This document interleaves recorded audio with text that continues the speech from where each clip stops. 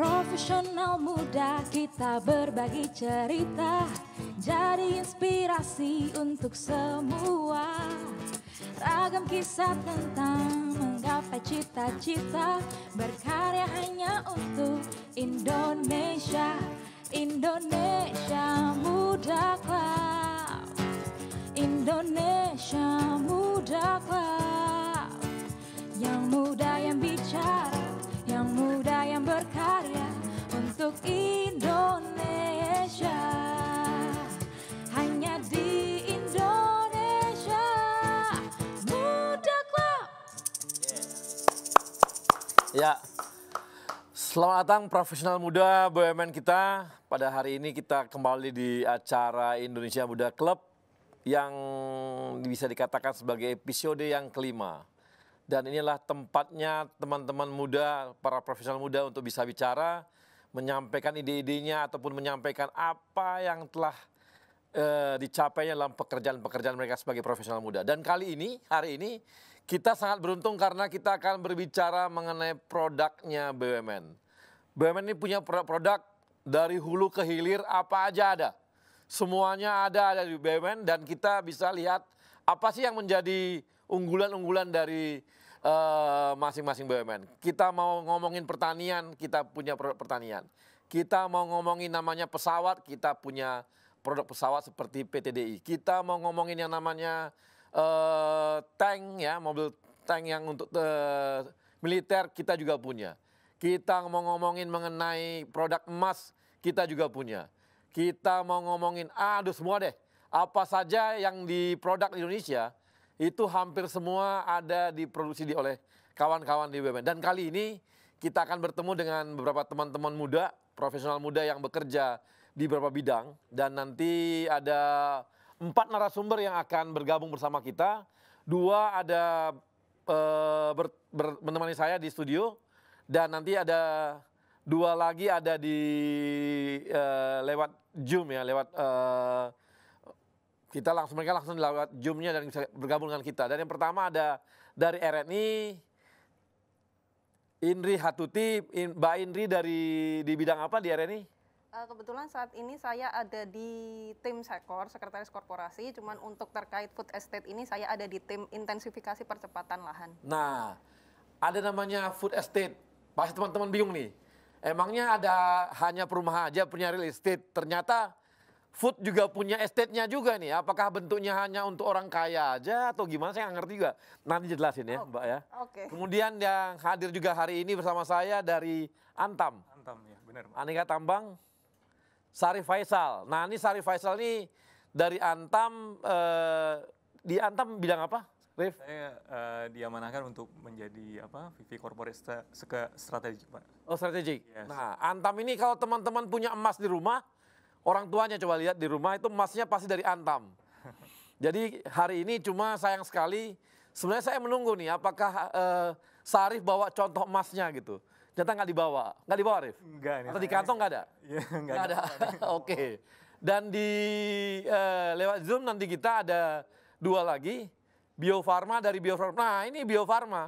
Ini siapa namanya Bio Farma? Herman Tritama. Ini adalah perusahaan lagi naik daun benar nih di Indonesia ini. Karena kita sekarang lagi corona dan mereka lagi mempersiapkan produksi vaksin. Ada bersama di Bandung ya? Di Bandung, Bang. Di Bandung. Kalau Anda di bidang apa di Bio Farma? Saya di bidang research and development. Oke, bagian research dan development. Nah, ini adalah kawan-kawan yang ini mungkin orang farmasi kali, iya? Itu, Bang, saya S1-nya biologi, S2 dan S3-nya farmasi. Ya, dekat-dekat lah itu. Iya. biologi, farmasi ya, tipis-tipis. Oke. Kemudian yang keempat kita ada narasumber dari Pindad. Ini Rizka Putranto. Ini direktur loh, ini masih muda sekali. Rizka berapa Bang. ini ya? 34, usianya? Bang. Hah? 34. 34 ada direktur di Pindad. Bayangin, Pindad ini adalah produk perusahaan BUMN kita yang memproduksi senjata. Saya udah coba di sana ada senjata, tembak-tembak itu enak banget tuh. Jadi saya temenin, Bang. Ditemenin ya. Iya. Ada tank juga dan yang terkenal kemarin Maung ya. Betul Bang. Yang lagi naik daun mau. Nah ini masih muda Siap. sekali. Direktur di Pindad. Direktur bagian apa? Strategi bisnis Bang. Strategi bisnis. Oke, ini mungkin biasanya kalau di Pindad tampangnya tampang militer. Kalau ini tampangnya wajahnya baik banget ya. Ini cocoknya dia melihara anjing. Ini kok melihara tang gitu ya. Melihara alat-alat senjata berat ini dari Pindad. Oke, ini adalah keempat narasumber kita yang akan menemani kita pada hari ini dan nanti kita, kita langsung aja ya. Oke, nah, kita akan lihat nih apa sih food estate yang dibuat digadang-gadang oleh teman-teman RNI. Coba kita lihat videonya. Silakan. Profesional muda BUMN bisa apa? Aku siap untuk berinovasi.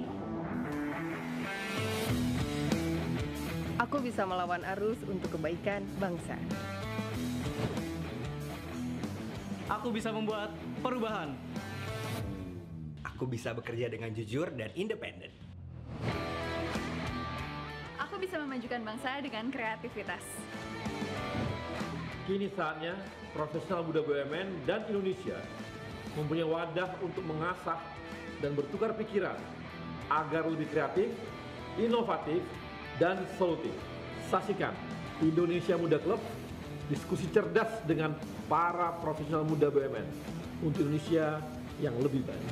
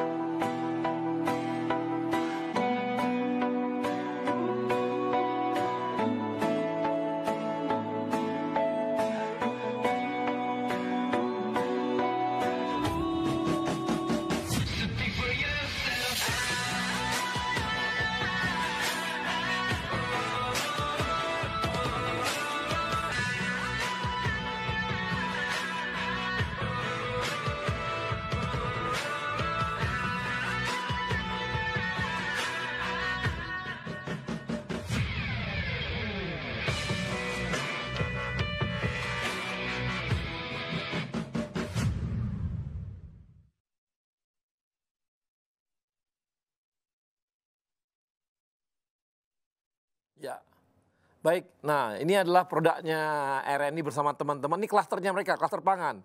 Yang tadi biasanya kita tahu bahwa petani itu menghasilkan produk pertanian 5 ton per hektar. Ini teman-teman dari RNI dan kawan-kawannya bersama petani dan sebagainya itu membuat menjadi 8,5 ton dengan memakai teknologi. Nah, saya ingin tahu nih ceritanya, bisa nggak cerita presentasi mengenai food estate ini? Bisa. Silakan. Jadi food estate ini sebenarnya didirikan sebagai jawaban dari kegelisahan Presiden Jokowi atas adanya ancaman krisis pangan akibat dari pandemi COVID-19 ini. BUMN klaster pangan yang terdiri dari RNI, PT Pertani, PT SHS, kemudian PT Pupuk Kujang berkolaborasi untuk pada pilot project food estate ini. Untuk dari penyediaan lahannya, kita menggunakan lahan dari milik SHS yang ada di Sukamandi, Jawa Barat, seluas 1.000 hektar. SHS sendiri menyiapkan dari lahannya, benihnya, serta budidayanya.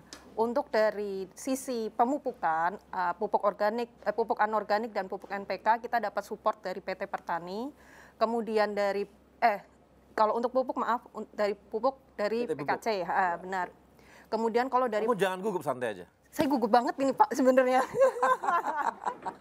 Oke.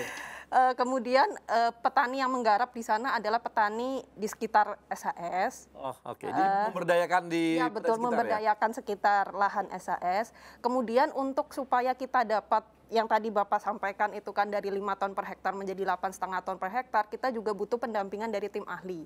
Nah, di mana tugas tim ahli ini? Tim ahli ini adalah mendampingi para petani ini dalam melakukan budidaya. Jadi pendampingannya itu dari penyuluhan, pemberian buku saku bagaimana budidaya yang baik, seperti itu. Karena teknologi yang kita pakai salah satunya adalah yang tadi ada di video itu precision farming. Precision farming yang saya maksud di sini adalah bahwa lahan itu tidak bisa disamaratakan treatmentnya. Jadi mungkin untuk di lahan bagian sini treatmentnya seperti ini, pupuknya misalnya cuma butuh sedikit, yang di sini mungkin sedikit lebih banyak, yang di sini banyak banget. Karena memang kita lihat kondisi masing-masing lahan ini berbeda-beda. Di situ yang membuat saya sedikit menarik bahwa penggunaan teknologi yang di sini. Faktor yang kedua yang mempengaruhi pentingnya. Nah, itu ketika menanamnya pakai teknologi nggak? Atau pakai petani? Pakai teknologi sekaligus pakai petani, karena kan kadang-kadang kalau misalnya pakai petani itu kan jaraknya beda-beda nih Pak. Jadi gabungan sih antara teknologi dengan petani juga. Kemudian lanjut masuk ke tahap off-farm atau tahap di luar lahan ya pengolahannya. Kita bekerja sama dengan PT Pertani untuk pengolahan berasnya nanti. Kemudian untuk tahap off-take-nya Pertani dengan salah satu anak perusahaan RNI ini yaitu PT Raja Wali Nusindo yang fokus di trading dan distribusi. Diharapkan dengan luasnya jaringan trading dan distribusinya Nusindo, ini produk ini tuh bisa sampai di masyarakat luas sehingga tidak hanya bermanfaat untuk para pelaku usaha tapi juga bermanfaat untuk para petani juga dengan masyarakat sekitar, karena tujuan akhir dari market kita juga di UMKM dan di warung pangan milik BUMN kemarin yang baru diresmikan kayaknya minggu lalu atau 2 minggu yang lalu. Seperti itu. Jadi inti dari paparan saya tadi adalah 2 hal yang ingin saya tegaskan di sini, bahwa food estate itu tidak akan bisa berhasil kalau ini proyek RNI sendiri. Artinya ini sinergi antar BUMN klaster pangan gitu. Yang kedua adalah bahwa food estate ini proses dari hulu sampai hilir. End to end ya? Betul, dari budidaya sampai dengan diterima masyarakat sampai kita konsumsi nih gitu, seperti itu. Oke, jadi ini nantinya akan diterapkan di berapa tempat? Untuk yang sudah jalan saat ini itu ada di Sukamandi. Kemarin kita udah tanam di bulan Juli dan direncanakan akan panen perdana di Oktober. Untuk yang di lahan Kalimantan Tengah itu baru akan penanaman di bulan Oktober dan direncanakan panen di bulan Maret 2021. Itu berapa hektar yang ada di itu Kalimantan? Sangat luas kalau yang di Kalimantan itu. Cuma untuk pilot project kita pakai ya 1.000 hektar dulu yang di Sukamandi. Diharapkan nanti kalau misalnya di Sukamandi berhasil, di lahan-lahan lain yang produktivitasnya kurang, kita bisa pakai percontohan di lahan Sukamandi ini untuk di lahan yang produktif. Emang di Sukamandi ini lahannya memang kurang baik atau gimana? Lahannya sudah baik, makanya kita coba di pilot project di situ, karena harapan kita akan berhasil di situ. Jika berhasil di situ treatmentnya, maka kita akan lakukan di lahan lain yang produktivitasnya masih kurang. Seperti itu. Jadi ini akan panen kapan rencananya? Awal Oktober. Oh, awal Oktober dipanen ya? Iya, betul. Ajak-ajak kita ya? Siap, siap. Oke, kemudian dari Antam, mungkin kita Antam ada ini kali ya, ada video nggak ya Antam ya? Antam ada videonya? Ada ya? Oke, nah ini saya bertanya lagi tentang ini. Untuk jumlah petani yang ada di sana, jumlah tenaga kerja di sawah tersebut itu ini berapa banyak?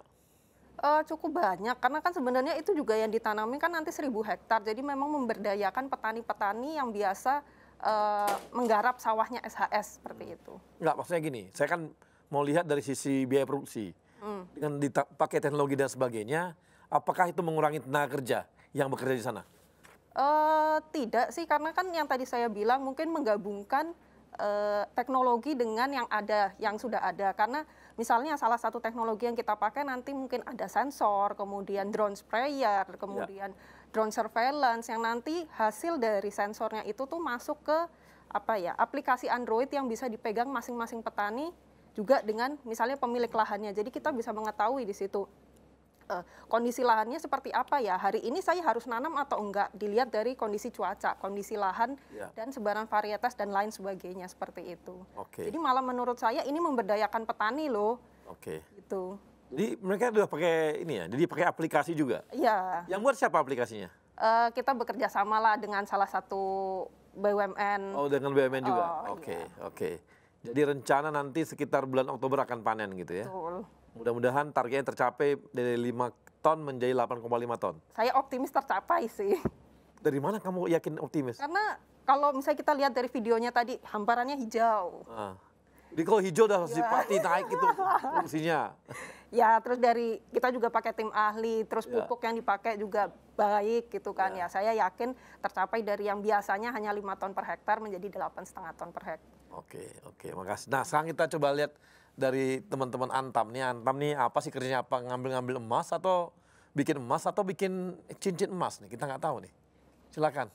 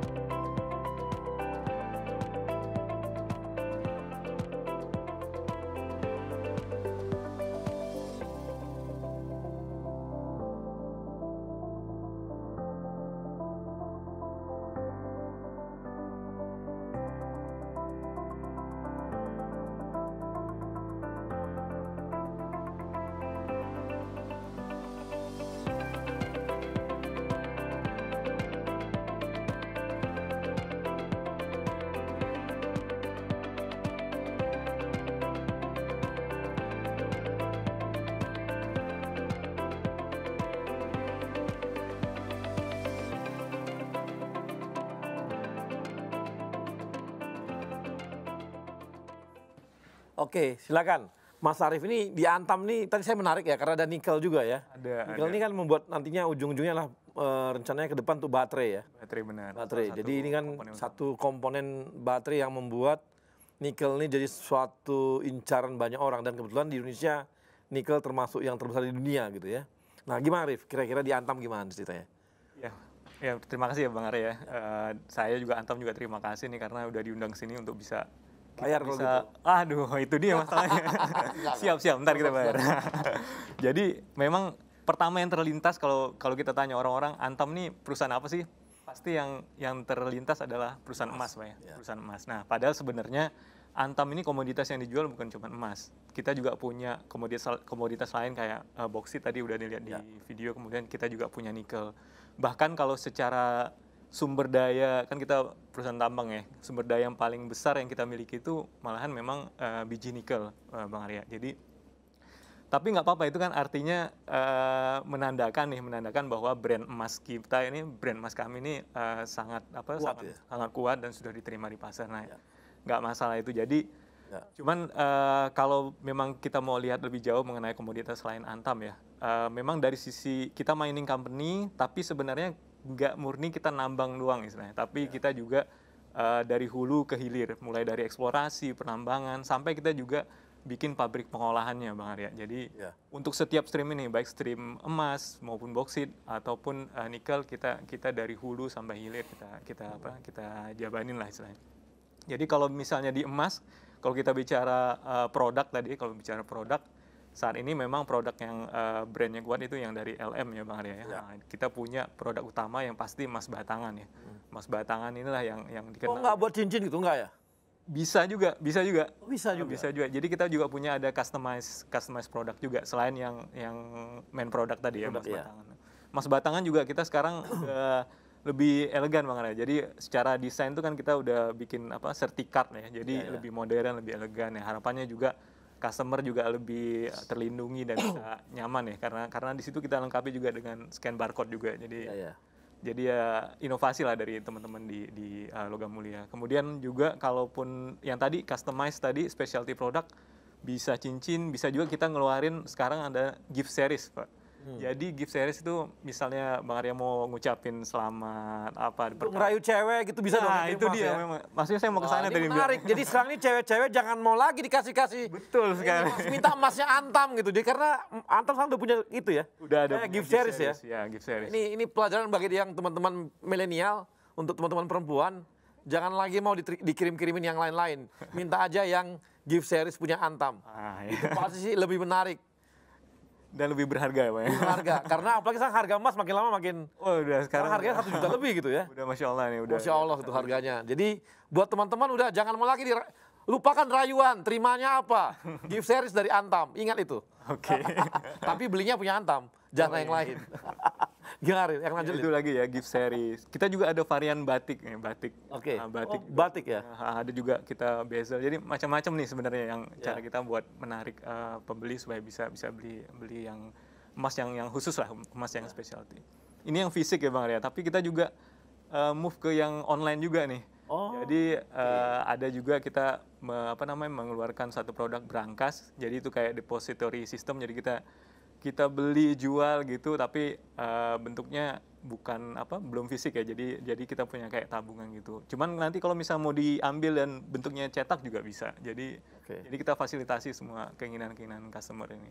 Termasuk pemesanan juga sekarang udah bisa pakai WA, juga bisa melalui website, jadi bisa dikirim ke rumah juga. Oh gitu. Jadi ya segala cara lah kita coba untuk bisa menjangkau pasar ya, menjangkau customer. Itu yang emas sebenarnya. Kita juga punya kayak boksit dan nikel tadi ya. Boksit ini sama juga dari Nambang kita olah produknya alumina. Jadi yang kami udah punya itu pabrik pengolahannya di Tayan, Kalimantan Barat. Produksinya itu chemical grade alumina. Chemical grade alumina juga varian produknya macam-macam. Ada yang komoditi ya. Komoditi itu biasanya kita jual ke pabrik chemical kayak pembuatan tawas gitu. Aluminium sulfat ini bahan bakunya dari situ. Atau mungkin bata tahan api kalau di furnace gitu ya, itu juga bahan aslinya dari chemical grade alumina. Yang specialty juga, specialty ini yang niche market ya. Jadi termasuk nih kalau kita di laptop, di pasta gigi, di amplas, jadi itu semua yang tipis itu. Ya, jadi imbuhannya itu bahan imbuhnya itu alumina. Jadi ya odol gigi pakai alumina. Ada di dalamnya. Jadi ya kita nggak kerasa, tapi jangan-jangan apa yang kita pakai sehari-hari ini adalah produk dari dalam negeri, selain produk dari alumina dari Kalimantan Barat. Termasuk bikin alumina itu untuk nantinya untuk bahan baku untuk aluminium. Nah, itu tipikal beda lagi, jadi namanya smelter grade alumina. Jadi memang ada yang chemical grade alumina, ada yang smelter grade alumina. Nah, ini yang lagi kita bangun nih bareng sama Inalum. Kita bangun juga pabrik di Kalimantan Barat untuk bisa menghasilkan smelter grade alumina. Nantinya harapannya keluar dari sini, produknya itu akan jadi bahan baku di Kuala Tanjung, di pabrik Inalum. Jadi nggak impor-impor lagi gitu ya? Itu harapannya, mudah-mudahan insya Allah. Ya, ini lagi ongoing projectnya, mohon doanya mudah-mudahan bisa. Jadi teman-teman Antam ini lagi menyiapkan juga untuk produk namanya alumina smelter tadi. Itu tujuannya adalah untuk membuat aluminium di punyanya Inalum ya. Punyanya Inalum, benar. Sehingga karena selama ini Inalum itu impor tuh bahan bakunya, banyak dari Australia. Yes. Ya kan? Nah, ini sekarang dengan sudah bisa nanti diproduksi oleh teman-teman di Antam, sehingga kita akan bisa mengurangi impor bahan baku alumina dari luar negeri gitu ya. Sehingga kita defisit kita pun jadi turun tuh, karena kita nggak impor lagi. Yes. Nah, ini teman-teman Antam yang bergerak sana gitu ya. Bareng Inalum. Bareng Inalum. Oke. Nah, itu yang bauksit ya. Kalau yang terakhir mungkin yang komoditas nikel ya. Nikel ini justru kita yang paling banyak, tadi saya sampaikan paling banyak sumber dayanya. Dan kita juga udah punya pabrik pengolahan, letaknya di Sulawesi Tenggara. Ini menghasilkan produk namanya ferronikel. Ferronikel ini nanti akan kita jual ke pabrik stainless steel biasanya. Jadi ada yang di Cina, Jepang, Korea yang biasanya ada pabrik stainless steel, itu kita jual ke sana. Nah, ini produk yang istilahnya produk downstream dari sisi ferronikel. Tadi Bang Arya sempat sebutin ada baterai tadi ya. Nah, memang ini dari resource kita yang ada memang akan terbagi menjadi dua ya. Jadi satu untuk pasar stainless steel. Kita sering sampaikan ini bahwa ini masuk ke kelas 2 lah, kelas 2 ya, nikel kelas 2. Ada namanya kelas 1, nikel kelas 1. Nah, nikel kelas 1 inilah yang nanti akan menjadi bahan baku yang mengisi value chain EV battery tadi. Ya. Kalau EV battery memang panjang Panjang, rantai. betul. Jadi kita memang arahnya di bagian upstream ya, di bagian hulunya. Bahan bakunya ya. Bahan bakunya nanti dari situ akan masuk ke value chain berikutnya sampai ujungnya nanti ke battery. Udah ada kerjasama dengan Tesla? Kita saat ini kerjasama dengan untuk kan kita harus mendukung, ini kan impian dari Indonesia juga untuk bisa masuk ke mobil listrik ini. Nah, memang kita bekerja sama kemarin diminta sesama BUMN, sama BUMN tuh ada di situ MindID kan induknya kami ya, kerjasama dengan Pertamina dan juga PLN dalam rangka untuk wujudin seluruh rantai atau value chain yang ada. Dari end to end lagi dong kalau gitu ya. Mudah-mudahan insya Allah. Ya. Memang kali ini sekarang ini BUMN ini maunya end to end terus gitu. Karena end to end ini tidak, tadi kan kita ngomong di pangan nih, pangan juga end to end.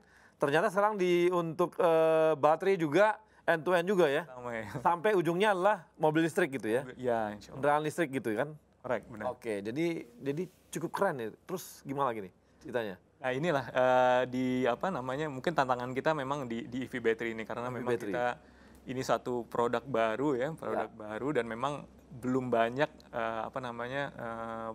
pabrik atau apa yang sukses dengan mulus di dunia ini. Nah ini jadi tantangan juga buat kita, tapi juga kita ingin menjawab tantangan pasar karena market atau demand dari market ke depannya ini pasti di drive oleh EV battery ini. Jadi kita mau tangkap itu, kita tangkap peluangnya dan kita memang punya sumber dayanya sebagai kekuatan kita. Nah ini yang kita mau combine nih, kita mau combine.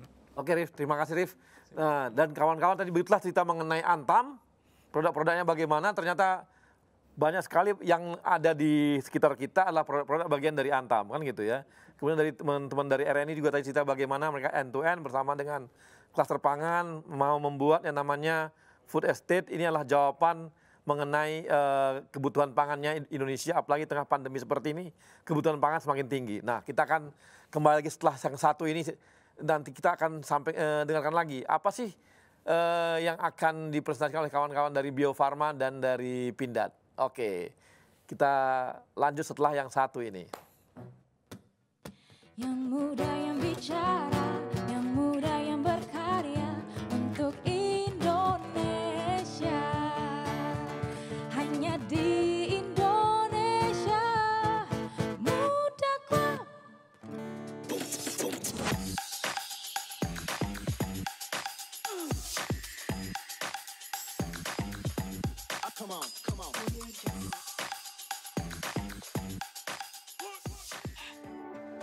Sebuah semangat baru dalam menghadapi tantangan di masa depan.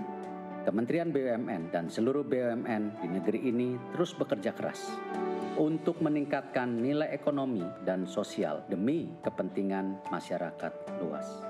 Melalui inovasi model bisnis yang akan mendorong mesin pertumbuhan dan kepemimpinan teknologi agar siap menghadapi perubahan.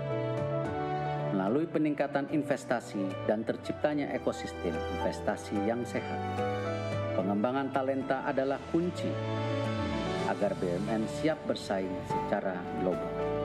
Semua ini hanya untuk negara dan bangsa, untuk Indonesia. Semangat baru ini kini hadir dengan wajah baru, dengan bentuk visual yang terinspirasi semangat inovasi dalam pemanfaatan teknologi. Dalam komposisi yang menggambarkan semangat kolaborasi, membentuk inisial institusi kebanggaan kami, bersanding dengan lambang negara Indonesia tercinta, Garuda Pancasila.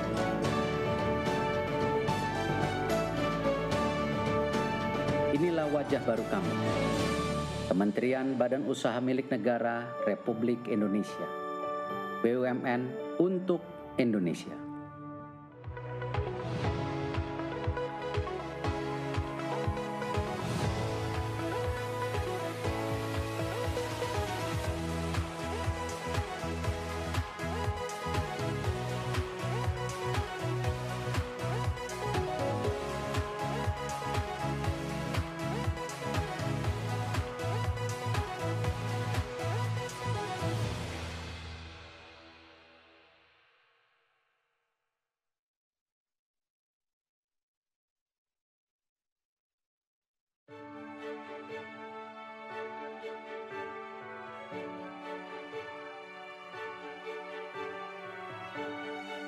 amanah.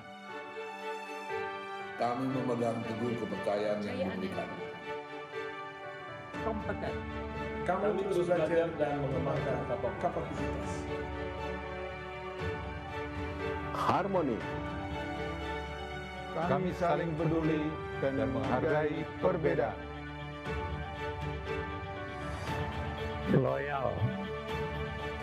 Kami berdedikasi dan mengutamakan kepentingan bangsa dan negara. Kami terus berinovasi dan antusias dalam menggerakkan ataupun menghadapi perubahan. Kami membangun kerjasama yang sinergis.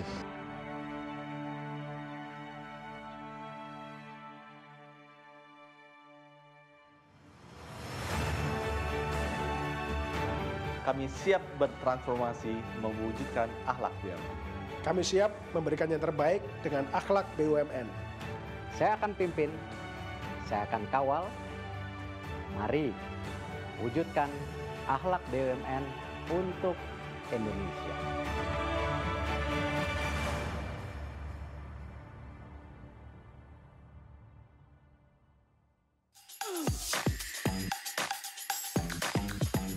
Come on, come on.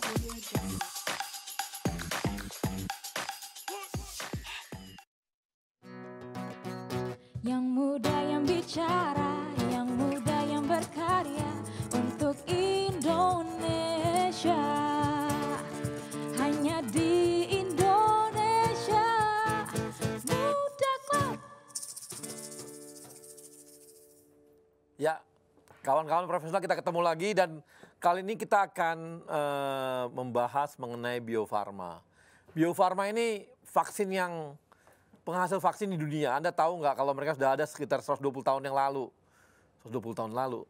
Kita di mana ya? 120 tahun lalu mereka sudah hadir, mereka sudah buat vaksin. Vaksinnya ada 14 vaksin sampai hari ini. 14 vaksin dan mereka adalah termasuk yang terbesar. Kalau teman-teman tahu kenapa sih kita orang sekarang makin berkurang yang cacat ya kalau lahir tuh? Karena namanya vaksin polio. Nah, vaksin polio itulah produknya Bio Farma. Dan hampir 75%, namanya yang vaksin polio ini itu diproduk di dunia itu dikuasai marketnya oleh Bio Farma. Jadi Bio Farma ini cukup keren gitu ya, cukup keren tapi banyak yang nggak tahu nih. Banyak yang nggak tahu, jadi kita perlu tahu dan apalagi biar teman-teman tahu ya. Pak Erick Thohir karena kemarin berbicara mengenai bahwa telah kita akan mendapatkan vaksin sampai ratusan juta, 250 juta, hampir 300 juta vaksin, itu membuat harga saham di bursa saham hari ini naik tinggi gitu. Mencapai 5.000 sekian, 500 atau 500, saya lupa. Tapi itu semua karena omongan seperti itu gitu. Jadi begitu kuatnya pengaruh vaksin karena pandemi ini dan kita akan dengarkan nih. Bagaimana nih? Dari Erman, saya ingin tahu Erman, halo Erman. Iya Bang. Ya silakan Erman. Ya terima kasih Bang. Man, kau dulu di mana kuliah? Kuliah di mana dulu? Saya kuliah S1-nya di ITB Bang, S2, S3 juga di ITB Bang. Nah ini tampang-tampang ITB begitu tuh. Nah, lugu, nerd dan sebagainya. Cuma saya aja agak gaya dikit. Yang lain mah aduh kayak gini gayanya. Gaya Erman gini. Apalagi ketemunya vaksin mulu. Man, cerita Man mengenai Bio Farma. Ya Bang, terima kasih Bang.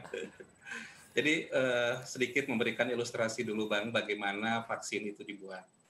Jika kita lihat ada dua sebenarnya besaran untuk membuat vaksin. Yang pertama adalah membuat bahan aktifnya, kita sebut dengan balek Bang, bahan aktif ini. Bahan aktif ini sebenarnya kalau kita lihat tadi di RNI itu menanam benih padi kemudian memanen hasil padi. Kalau di Bio Farma Bang, yang kita tanam adalah virus atau bakteri. Jadi misalnya pada kasus COVID, maka kita menanam virus corona yang tadinya jumlahnya misalnya baru 1 sel, dipanen menjadi kurang lebih misalnya sekitar 1 juta sel. Jadi kita memperbanyak virus itu.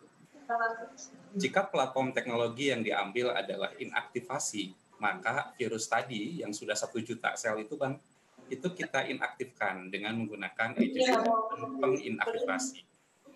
Nah, setelah kita bisa membuat bahan aktifnya, baru kemudian kita membuat produk akhirnya. Produk akhirnya vaksinnya tadi, Bang.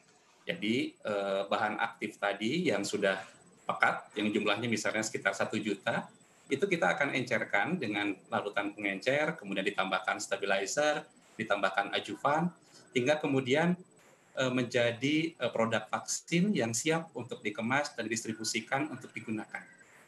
Waktu bikin vaksin ini cukup lama, Bang, karena sebenarnya selain proses produksinya, ujinya untuk memastikan bahwa vaksin itu aman dan berkhasiat, itu secara umum sekitar 1 tahun, jadi 12 bulan untuk membuat 1 buah vaksin. Nah, bagaimana dengan pengembangannya sendiri?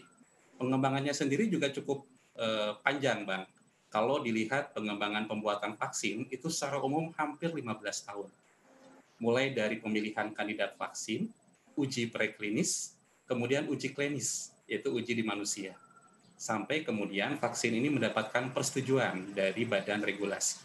Dalam hal ini untuk di Indonesia dari Badan POM. Baru kemudian bisa dijual.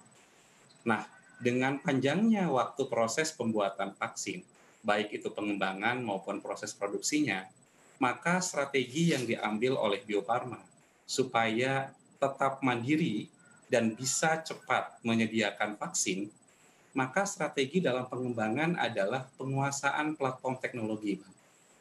Jadi hampir semua platform teknologi pembuatan vaksin ini telah dikuasai oleh Bio Farma. Mau itu whole cell virus inactivated, whole cell virus live attenuated, rekombinan, itu sudah dikuasai oleh Bio Farma. Karena kenapa? Karena kalau kita bisa menguasai itu, maka proses pengembangan pembuatan vaksin ini tidak bisa kita persempit dari sebelumnya 15 tahun menjadi lebih pendek. Yang kedua juga yang harus dikuasai pada tahap pengembangan adalah kemampuan upscaling. Kalau kita tahu sendiri, Bang, kalau penelitian mungkin dulu waktu kita kuliah atau waktu SMA, penelitian itu kan dilakukan pada skala kecil. 1 liter lah sampai mungkin 10 liter. Kalau kemudian kita harus naikkan pada skala produksi itu 1.000 liter sampai 2.000 liter, kalau kita tidak memiliki kemampuan upscaling akan sulit. Sehingga itu juga harus dikuasai oleh Bio Farma. Dan yang ketiga adalah penguasaan regulasi. Penguasaan regulasi menjadi faktor penting. Karena jangan sampai vaksin yang sudah kita buat dalam jangka waktu yang lama, 10 tahun sampai 15 tahun, ternyata tidak bisa digunakan, Bang. Karena misalnya tidak memenuhi aturan yang dipersyaratkan oleh Badan POM. Nah, itu yang harus kita kuasai dengan baik. Nah, bagaimana dengan penyediaan vaksin? Ya, Bang. Nah, kalau gitu yang corona sekarang sangat cepat dong ya, hanya berapa bulan udah seperti ini kondisinya. Betul, Bang.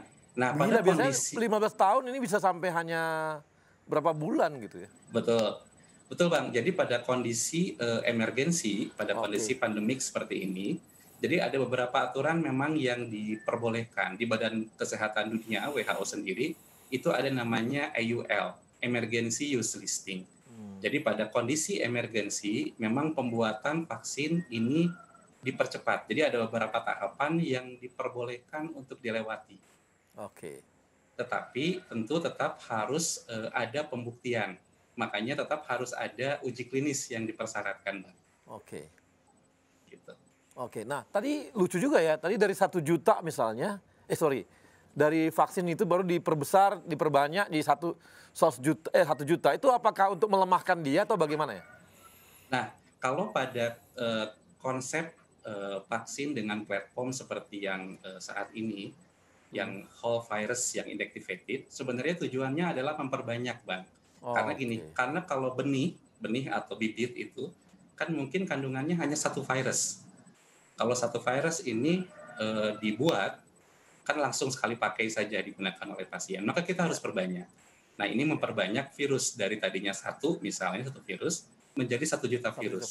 Sehingga nantinya bisa dipakai untuk 1 juta pengguna misalnya, Bang. Gitu, Bang.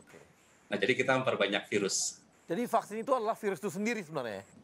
Betul. Jadi vaksin itu ada yang virus itu sendiri yang dilemahkan. Ada teknologi yang baru juga, Bang, yang dikembangkan oleh teman-teman kita juga, yaitu vaksin rekombinan. Jadi hanya mengambil bagian tertentu dari virus, kemudian diinsersikan pada misalnya pada ragi. Nanti ragi itu akan menghasilkan bagian komponen itu sendiri dari virus, itu bisa memberikan efek kekebalan terhadap manusia juga. Jadi bisa virus itu sendiri, bisa bagiannya dari virus. Jadi Coba kita akan lihat coba videonya ya. Ada video dari Bio Farma, coba kita tayangkan dulu. Silakan kawan-kawan. Presiden Republik Indonesia Joko Widodo didampingi Menteri Sekretaris Kabinet Pramono Anung, Menteri BUMN sekaligus Komite Penanganan COVID-19 dan Pemulihan Ekonomi Nasional Erick Thohir, Menteri Kesehatan Terawan Agus Putranto, Kepala Badan POM Penny Lukito, Kepala BNPB Doni Monardo, dan Gubernur Jawa Barat Ridwan Kamil meninjau secara langsung kesiapan fasilitas dan kapasitas produksi vaksin COVID-19 di Bio Farma dan penyuntikan perdana relawan uji klinis vaksin COVID-19 yang dilaksanakan di Fakultas Kedokteran Unpad dan diterima langsung oleh Direktur Utama Bio Farma Hanesti Bashir beserta jajaran Board of Executive Bio Farma. Dalam uji klinis 3 vaksin COVID-19 tersebut, Bio Farma bekerja sama dengan tim peneliti uji klinis fase 3 Fakultas Kedokteran Unpad Bandung selama 6 bulan ke depan.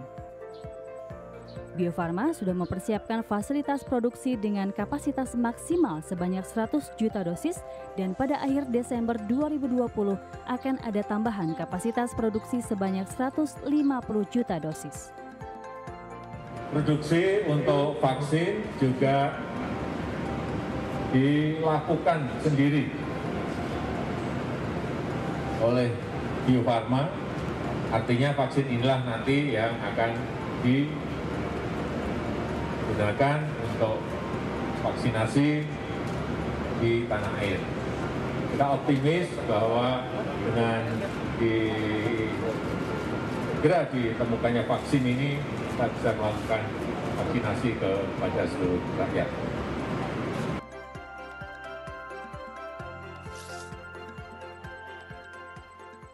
Ya, kawan-kawan, tadi sudah kita lihat bagaimana tayangan mengenai Bio Farma dan tadi presentasi dari Bio Farma, dan ini merupakan quick win ya kalau kita bisa capai dengan cepat ya. Awal Januari kita sudah ada vaksin dan ini satu harapan lah, ada hope ya. Selama kita ini kan kita nggak ada hope ya, apa nih hope-nya gitu ya. Berbagai macam dibuat obatnya juga belum juga ditemukan, dan sekarang ada vaksin yang dibuat, dan ini adalah hope bagi kita karena ini nggak hanya bagi Indonesia loh. Ini bagi dunia gitu loh. Karena semua dunia ini kan namanya epidemi ya, hampir semua dunia kena gitu. Dan dampaknya kemana-mana. Jadi kalau ini kita temukan vaksin ini akan sebuah harapan baru bagi kita gitu. Dan kita harus berterima kasih kepada teman-teman dari Bio Farma yang sudah akan memproduksi ini mulai tahun depan. Semoga itu bisa juga tercapai. Karena gini, banyak banget yang bakal disuntik ini dengan vaksin ini. Bayangkan ada 260 juta orang kan disuntik, emang kan nggak serentak disuntik semua kan nggak ada gitu. Itu butuh dengan namanya, artinya apa? Butuh sekitar 260 juta alat suntik juga. Nah, kabarnya vaksin ini akan 2 kali disuntikan kepada kita. Jadi pertama, kemudian 2 minggu kemudian disuntik lagi. Nah, ini akan membuat kebutuhan mencapai hampir 500 juta sampai 600 juta vaksin yang kita butuhkan di Indonesia. Itu akan disuntikkan kepada kita dan artinya banyak kebutuhan ini. Jadi kalau teman-teman ini ya, siap-siap aja kita tahun depan kita akan disuntik vaksin semua nih dengan vaksin corona. Dan kita bisa kembali berproduksi secara new normal. Artinya new normal dengan cara yang kita, kan banyak hal yang dapat positif juga dari kondisi corona ini. Nah, oke, kita akan lanjut ke teman kita dari Pindad, Mas Rizka. Mas Rizka, tapi sebelumnya kita akan lihat video dari Pindad.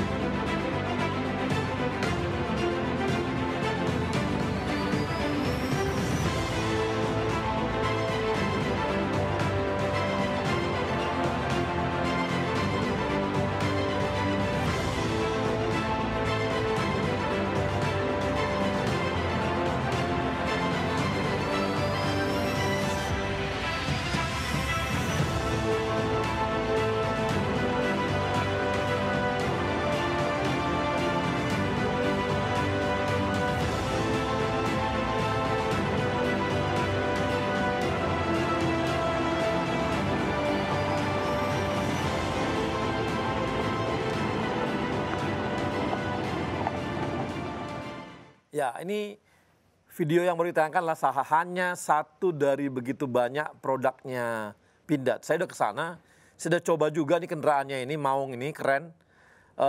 Berbatu-batu juga oke, ke lumpur-lumpur juga oke, 4x4, suspensinya mantap. Pokoknya keren lah. Jadi kalau mau punya pacar, mau jalan-jalan ke luar kota, ke gunung-gunung, minta beli mobilnya pakai Pindad. Jadi cewek-cewek sekarang kalau ada cowok datang pakai mobil-mobil yang mewah dari Eropa dan sebagainya, lupain aja. Carilah cowok yang memang dia bawa Maung. Karena ini adalah cowok yang jantan, benar-benar gaya, gagah, dan laki-laki beneran. Karena sekarang banyak cowok-cowok tapi ya cowok. Ya Anda tahu sendirilah. Baik, kita akan dengarkan ya ada Rizka. Rizka mana Rizka? Rizka ini muda banget, baru 34 ya Riz?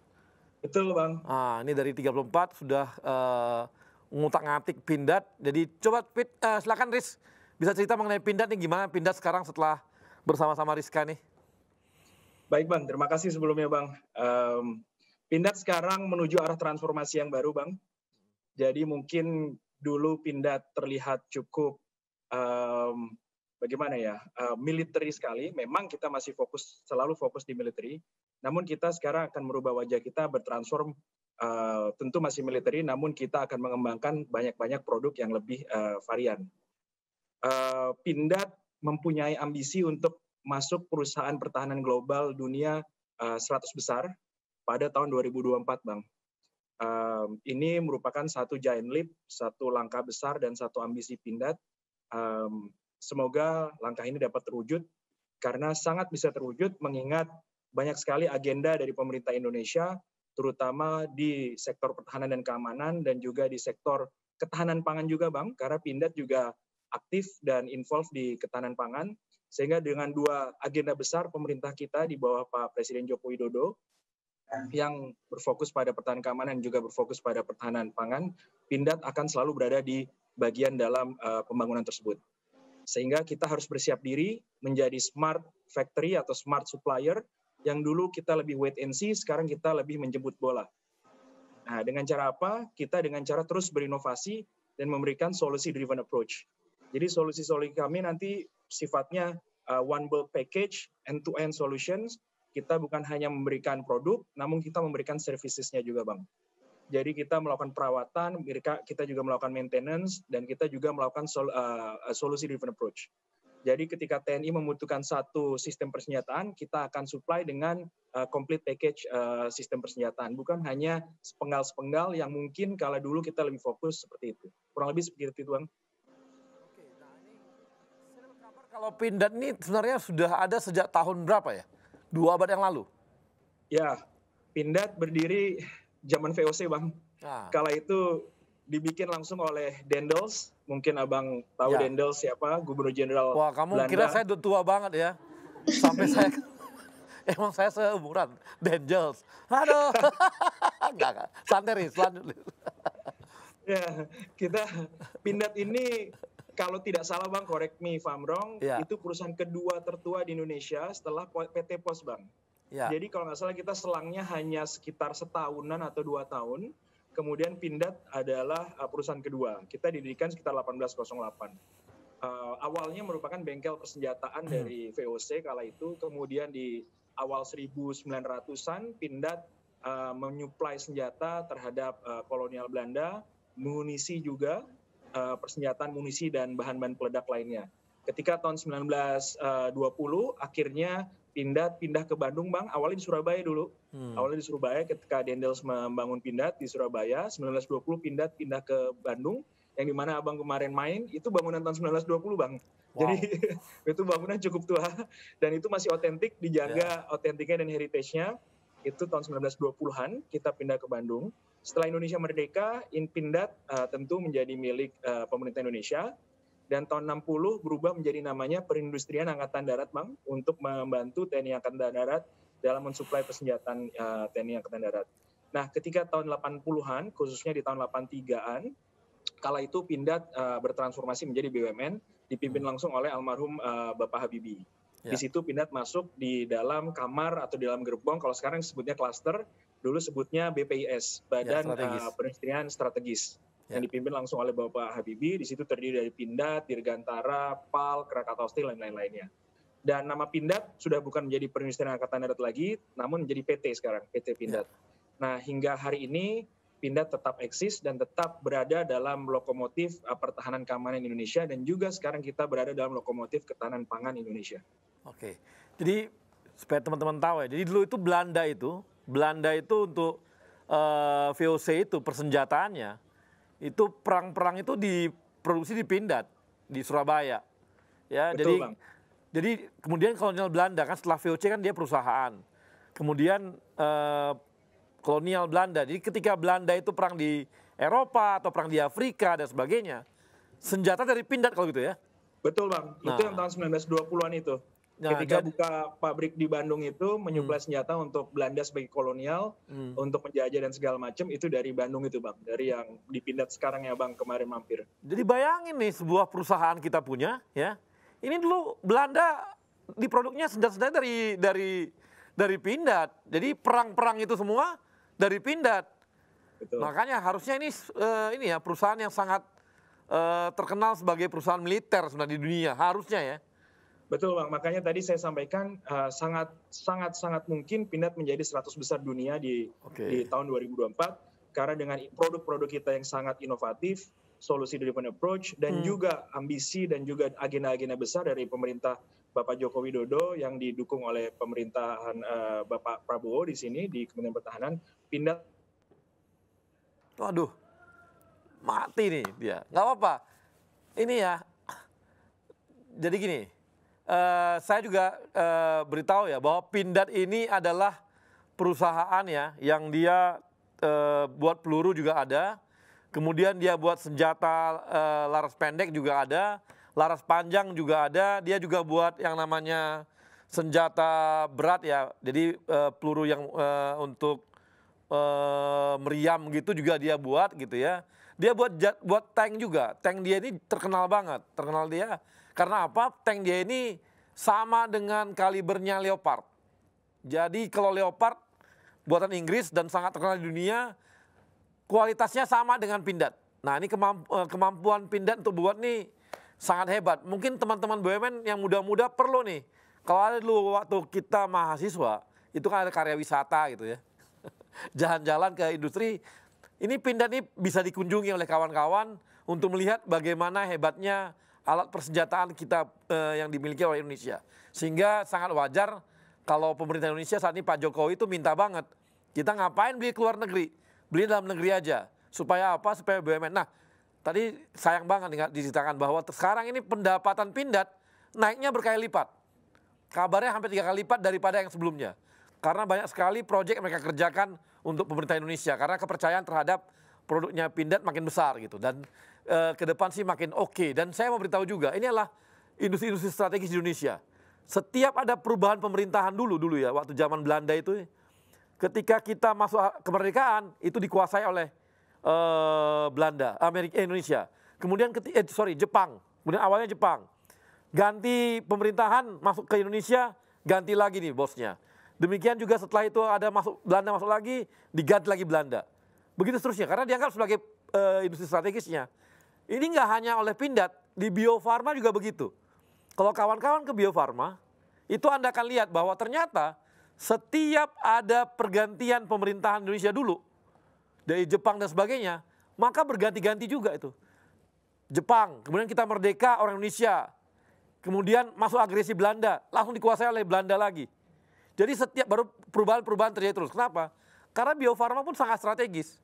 Anda percaya nggak kalau Bio Farma ini sangat berbahaya juga. Kalau digabungkan dengan persenjataan, bisa jadi senjata biologis. Ini bahaya banget.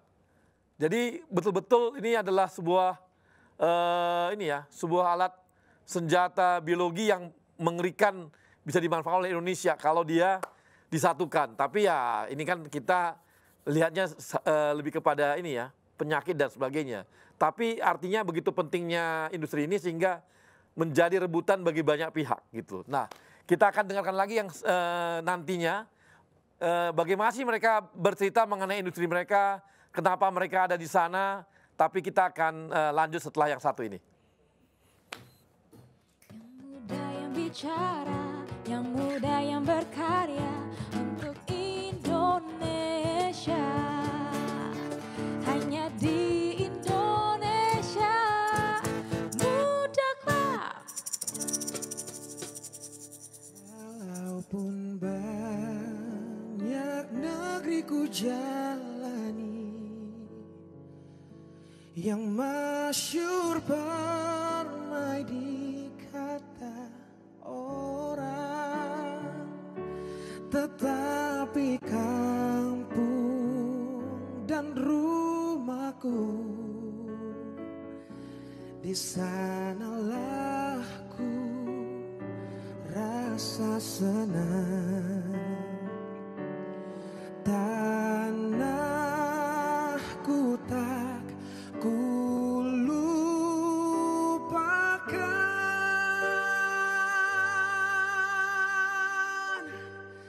engkau ku banggakan.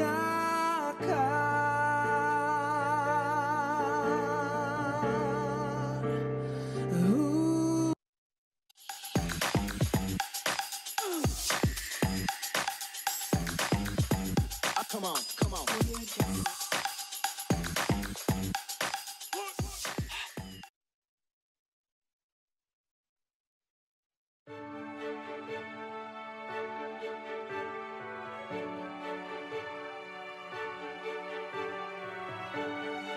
Amanah. Kami memegang teguh kepercayaan yang diberikan. Kompeten. Kami terus belajar dan mengembangkan kapasitas. Harmoni. Kami saling peduli dan menghargai perbedaan. Loyal. Kami berdedikasi dan mengutamakan kepentingan bangsa dan negara. Kami terus berinovasi dan antusias dalam menggerakkan ataupun menghadapi perubahan.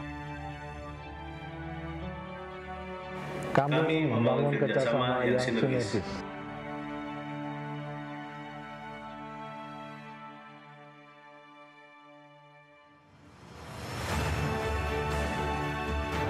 Kami siap bertransformasi mewujudkan akhlak BUMN. Kami siap memberikan yang terbaik dengan akhlak BUMN. Saya akan pimpin, saya akan kawal. Mari wujudkan akhlak BUMN untuk Indonesia.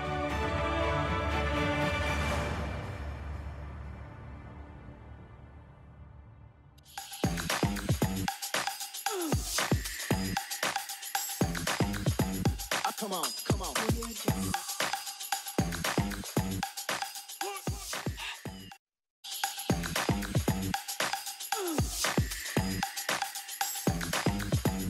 Come on, come on.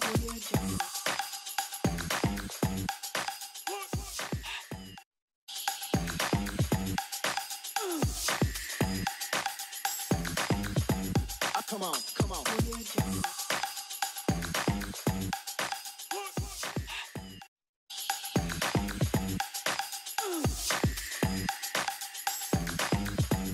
Come on, come on.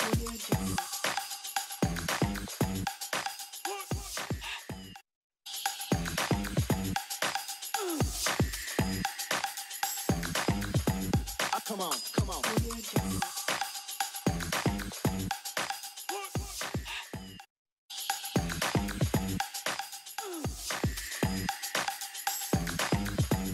Come on, come on.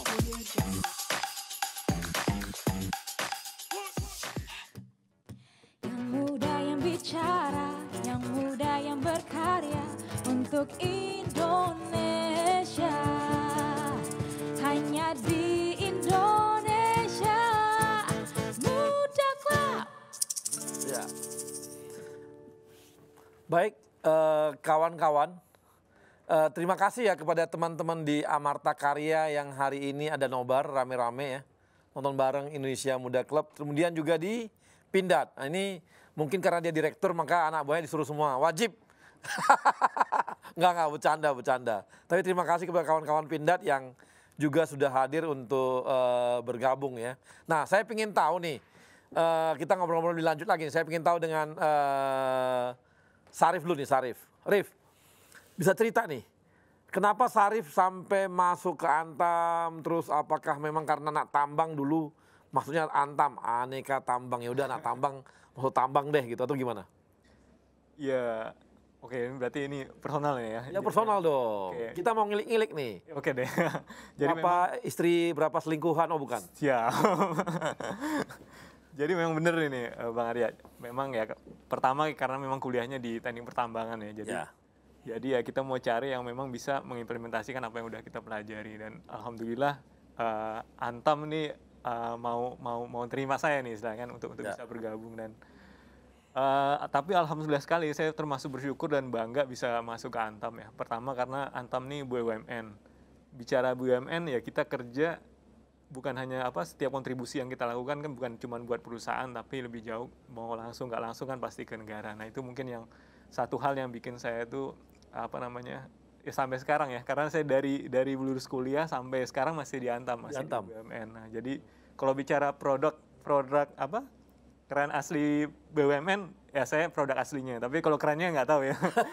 Aslinya asli nih dari selesai kuliah langsung di Antam. Nah yang kedua juga uniknya Antam tadi karena dia punya beberapa komoditas dan itu membuat saya pengen ada pembelajaran gitu ya. Jadi pembelajaran buat saya karena pertama saya masuk di komoditas nikel, produksi nikel, kemudian saya pindah ke produksi alumina yang bauksit. Nah, sampai ke sini. Nah, itu juga rasanya ada tantangannya kan. Antam itu kan tambang kan nyangkul doang itu. Iya. Cuma kan beda. Satu nyangkulnya cangkul pakai kecil gitu. Ini cangkulnya pakai besar, korek gitu. Emang ada yang menarik gitu? Oh iya. Nyangkul doang kok. Uniknya Antam tuh bukan cuma nambang, Mas. Gitu. Jadi uniknya Antam ya kan kita tadi integrasi ya dari eksplorasi, penambangan sampai pengolahan. Kebetulan saya di pertambangannya juga di bagian pengolahannya. Jadi gimana kita bisa mengolah hasil tambang tadi untuk menjadi produk yang punya value added lebih gitu. Dan itu punya keunikan tersendiri lah karena kan kalau ore atau biji nikel atau biji bauksit ini kan kita nggak bisa atur sebenarnya, maksudnya memang dari sananya udah sumber daya alam. Jadi ini keunikannya gimana bisa ngubah ini menjadi produk yang bisa diterima di pasar. Itu sih uniknya. Aku menarik tadi, lu tadi ngomong bahwa kenapa? Karena gue di BUMN ini menarik Bang, karena kami tidak hanya sekedar menguntungkan untuk perusahaan tapi menguntungkan untuk Indonesia. Emang lu cinta Indonesia gitu sampai gitu-gitu amat gitu? Insya Allah ya. Kan ini nilainya beda banget nih. Yang kerja di BUMN itu adalah beda loh di BUMN ini kerjanya. Karena apa? Kami kerja betul cari uang. Kami betul untuk produksi. Kaya betul untuk membuat kaya perusahaan. Tapi ini untuk Indonesia gitu. Jadi merah putihnya kuat banget. Emang yang ngajarin siapa merah putih? Ya mungkin dari pribadi dan juga kita juga yang pertama kita ngerasa dari kampus lu kali. Enggak ya, semua sih sebenarnya karena kan ini kan gimana ya? Artinya kalau kita berasa di BUMN itu rasanya berasa jadi pejuang, Bang. Oh, jadi pejuang. Jadi walaupun kita nggak bawa senjata kayak di Pindad gitu kan yang bagian musuh enggak, tapi kita pejuang buat negara ini ya. Inilah mungkin jalannya kita kan, bagaimana kita bisa memberi manfaat. Sebenarnya itu sih poin kenapa kita hidup nih kan, kita mau memberi manfaat. Jadi nanti menarik nggak untuk ke depan tambang yang lu lihat nih, Antam ini bagaimana ke depannya? Yang lu lihat menariknya gitu? Antam ya, Antam ke depan nih insya Allah ini kan kalau kita lihat sumber daya nih nikel kita yang banyak ya, dan juga permintaan pasar yang juga tinggi, terutama tadi di baterai ya. Dan Antam ini mau ke arah sana istilahnya, mau jawab tantangan dari pasar itu. Saya yakin ini kedepannya nih kalau kita memang jalan semua proyek kita terutama di bagian nikel ini akan masa depan insya Allah jalan. Itu sih mungkin. Oke, makasih Rip. Saya mau ke ini nih ke kawan kita Rizka, ada Rizka dari Pindad.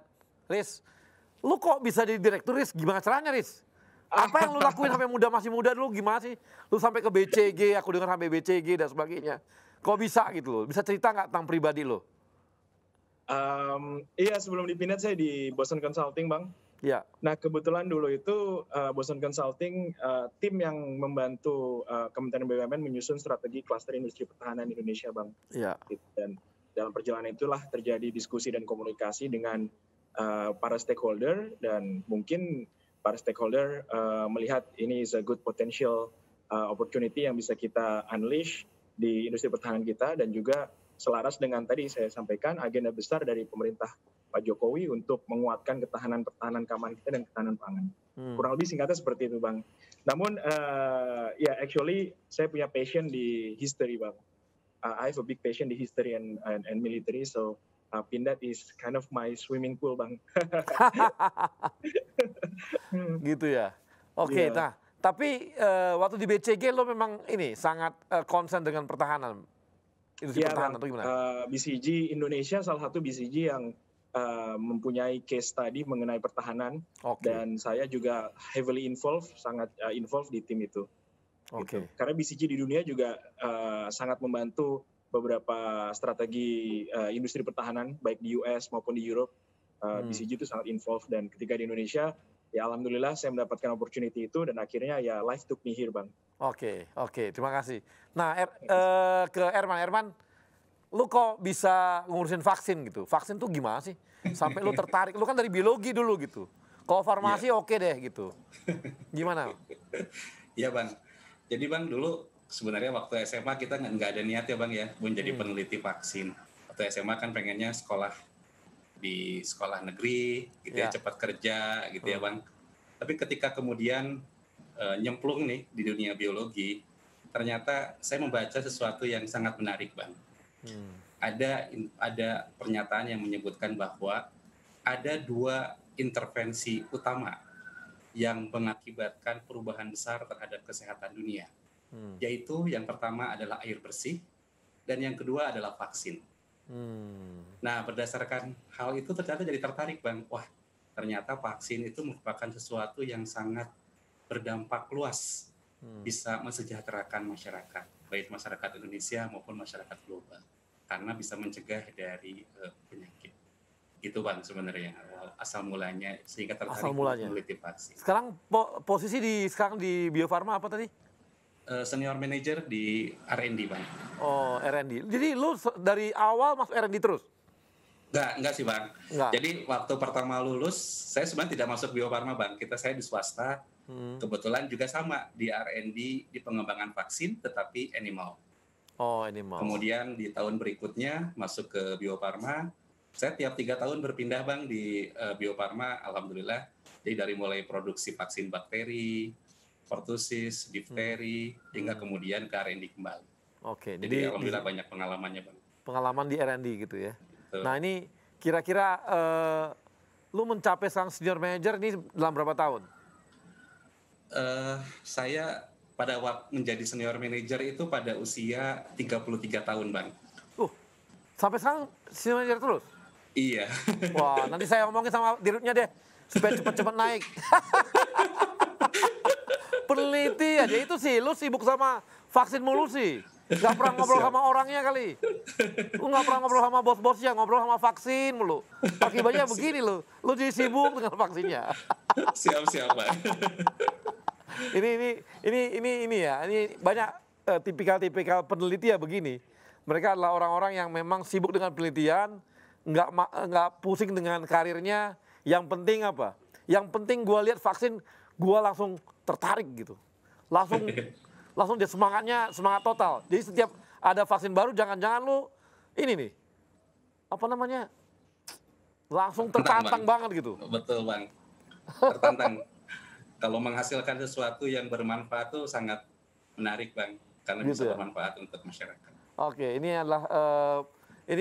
adalah petarung-petarung di ini ya, petarung-petarung peneliti ya, begini gayanya gitu. Nah sekarang Indri nih, saya tanya Indri.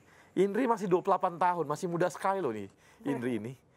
28 tahun dan sudah di RNI. Nah RNI sekarang, kamu udah berapa lama di RNI? Kebetulan baru 3 tahun. Oh baru 3 tahun. Ya. Baru 3 tahun sudah pegang proyek ini ya? Sebenarnya kalau pegang langsung enggak, karena saya sebelumnya di bagian di bagian keuangan. Kemudian mulai tahun ini saya kebetulan mendampingi salah satu direksi RNI yang kebetulan koordinator dalam food estate ini. Jadi saya pasti dibawa kemana-mana. Dari situ saya dimasukkan ke tim sekalian. Iya. Jadi accounting ngurusin sawah gitu ya. Terus kamu dapat apa? Gimana kamu accounting itunya gimana tuh? Padi-padinya gitu. Dulu dari UGM? Betul. Langsung ke RNI? Betul. Jadi kenapa sampai milih RNI? Mungkin salah satunya ya seperti yang dijelaskan Pak Syarif tadi ya, karena salah satunya BUMN. Saya yakin ketika saya bisa masuk di BUMN ya mungkin saya bisa bermanfaat bagi banyak orang, tidak juga juga untuk negara sendiri. Oke, jadi tertarik dari ini kayaknya ini ya orang-orang BUMN ini semuanya berpikirnya bagaimana untuk bangsa Indonesia gitu ya. Akhlak. Merah putih banget gitu. Masih muda-muda aja udah merah putih banget nih, gimana seniornya nanti. Nah, kemudian tantangan apa yang kamu lihat bahwa saya di RNI nanti bakal begini deh saya gitu. Itu gimana tuh? Tantangannya sendiri karena sebenarnya RNI itu kan fokusnya di industri agroindustri gula. Betul. Sedangkan gula itu kalau kita lihat semakin kesini kan semakin sunset ya. Jadi mungkin banyak orang-orang yang mungkin mulai sekarang itu berpikir kayak mengurangi konsumsi gula gitu loh. Padahal sebenarnya gula juga banyak manfaatnya. Ada dari situ inovasi-inovasi itu terus kami lakukan di dalam RNI sendiri. Jadi bagaimana supaya kita memperkenalkan gula itu juga sebenarnya ada sehatnya loh. Bagaimana sampai gula bisa masuk ke masyarakat juga sehingga konsumsinya juga mencukupi untuk masyarakat. Oke. Jadi udah kebayang ya. Apakah mau jadi direktur keuangan atau bagaimana di RNI? Enggak. Setelah tahu food estate ini gimana? Doanya. Masih pengen tertarik di finance atau gimana? Ya sebenarnya saya siap ditempatkan di mana. Kamu gaya pejabat banget, gaya politikus sih susah memang di BUMN nih. Saya siap ditempatkan di mana saja gitu. Harusnya kan ditargetin tuh mau jadi apa, harus ditargetin, difokusin gitu kan. Kan begitu. Nah kawan-kawan kita juga hari ini kita punya pengumuman mengenai IMC Idol yang sudah diselenggarakan selama hampir 2-3 minggu. Ini adalah banyak sekali ini ya bahan-bahan yang masuk ke kami. Ini adalah menunjukkan semangat dari ada 90 lebih dari produk-produk dari teman-teman BUMN yang bernyanyi gaya-gaya idol lah ya. Nanti mudah-mudahan kalau nanti ini memang paling bagus kita akan usulkan supaya ikut Indonesian Idol aja kali. Mudah-mudahan sih ya. Kita coba lihat produk-produknya.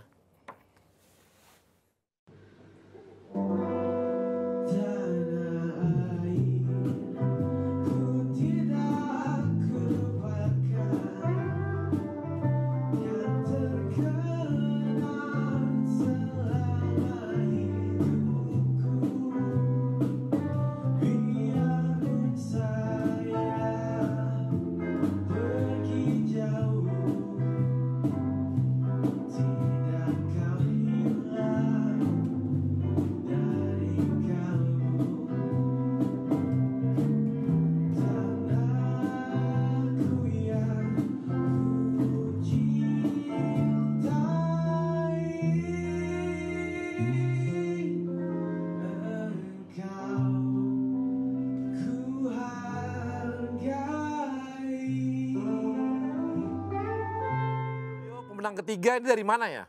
Ada yang tahu? Nah ini juara.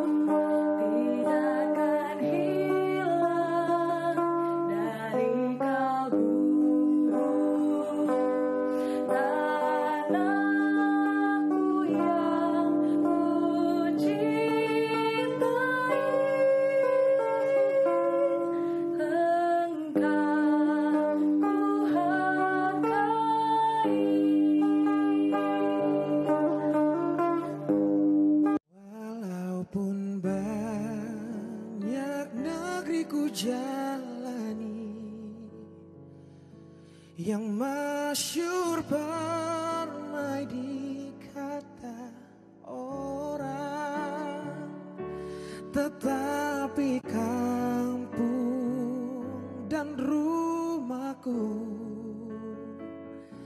di sanalah ku rasa senang.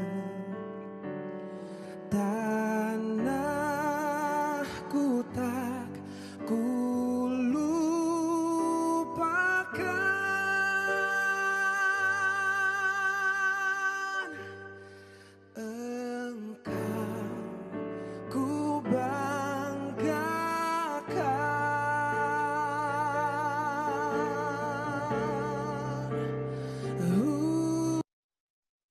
Oke, jadi tadi adalah para pemenang. Juara ketiganya adalah namanya Billy. Kedua Podung dari Pegadaian. Kemudian yang ketiga adalah yang pertama Hendra dari BNI. Ya, tetap juga orang Sumatera Utara yang menang.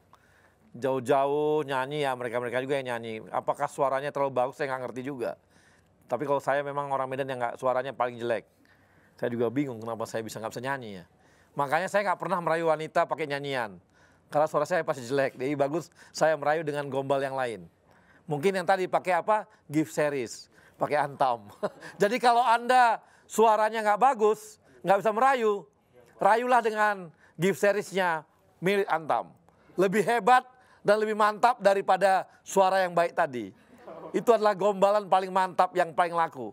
Jangan lupa beli ke Antam ya. Nanti ada nanti ini butik-butik Antam silakan beli. Kok aku jadi promosi Antam mulu ya?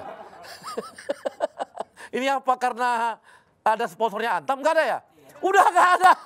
Udah nggak ada pakai sponsor Antam. Kok gua jadi promosi Antam terus? Ya udah nanti lu bayar, nggak tahu tuh. Nanti suruh Antam bayar deh promosi untuk IMC. Baik kawan-kawan, kita akan kembali lagi yang setelah yang satu ini. Bicara yang muda yang berkarya untuk Indonesia. Hanya di Indonesia. Muda Club.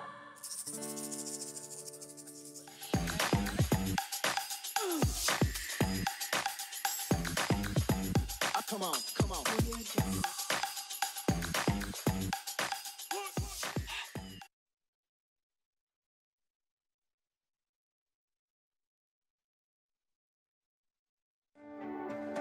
Sebuah semangat baru dalam menghadapi tantangan di masa depan. Kementerian BUMN dan seluruh BUMN di negeri ini terus bekerja keras untuk meningkatkan nilai ekonomi dan sosial demi kepentingan masyarakat luas. Melalui inovasi model bisnis yang akan mendorong mesin pertumbuhan dan kepemimpinan teknologi agar siap menghadapi perubahan.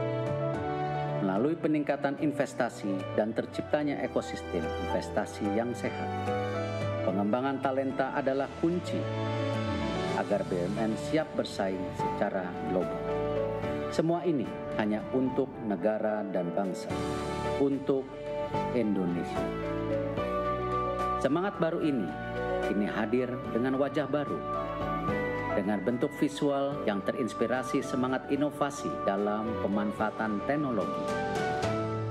Dalam komposisi yang menggambarkan semangat kolaborasi, membentuk inisial institusi kebanggaan kami, bersanding dengan lambang negara Indonesia tercinta, Garuda Pancasila.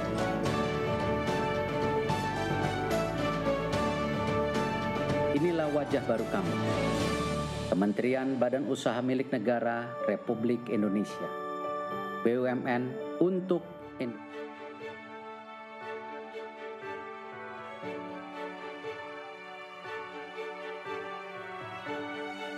amanah. Kami memegang teguh kepercayaan yang diberikan. Kompeten. Kami terus belajar dan mengembangkan kapasitas. Harmoni. Kami saling peduli dan menghargai perbedaan. Loyal. Kami berdedikasi dan mengutamakan kepentingan bangsa dan negara. Kami terus berinovasi dan antusias dalam menggerakkan ataupun menghadapi perubahan. Kami membangun kerjasama yang sinergis.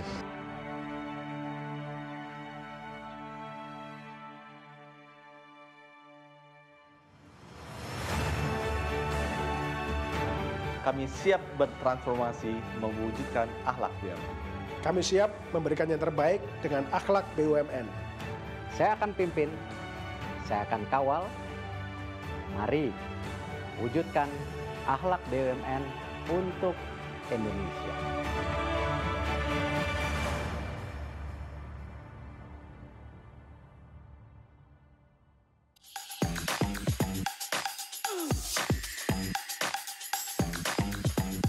Yang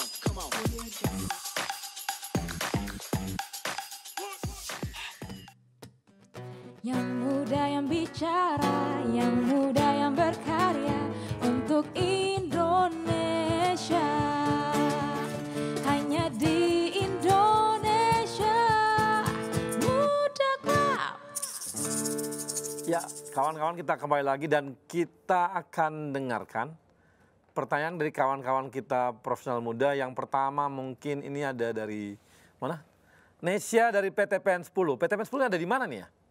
Di Surabaya. Oh itu ya benar tuh, Surabaya. Ya silakan Nesya, kamu boleh bertanya. Ayo Nesya. Ya, selamat sore, salam kenal semuanya. Saya dari Perkebunan Nusantara 10 ada di Surabaya. Ada yang ingin saya tanyakan sih sebenarnya terkait dengan inovasi gitu ya. Kan sekarang banyak nih BUMN, mungkin ada 4 narasumber di sini yang mengeluarkan inovasinya. Pertanyaan saya adalah inovasi di BUMN tempat rekan-rekan semua ini apakah emang ada tim inovatornya ataukah emang murni dari karyawan seperti itu atau bagaimana? Nah, kemudian yang kedua adalah bagaimana sih inovasi ini itu bisa di-ACC oleh manajemen gitu loh. Ada step by step-nya nggak?